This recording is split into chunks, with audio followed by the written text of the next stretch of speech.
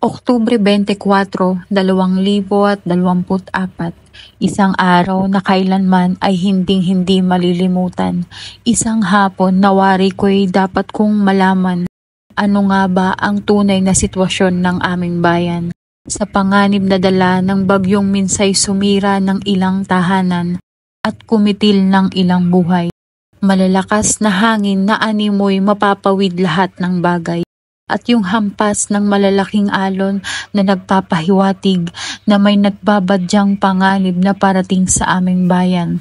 Ang tubig ng lawa na pumantay na sa lupa at nagpabaha sa ilang tahanan, mga natumbang puno, pagguho ng mga lupa at naanod na mga punong kahoy ang masamang balita dahil sa epekto ng masamang kalamidad, pagkalungkot, pangamba sa mga kababayan at mga mahal sa buhay na nalagay sa delikadong sitwasyon na kahit anumang kagustuhan ay ang magagawa na lamang ay ang ipagdasal ang kanilang kaligtasan.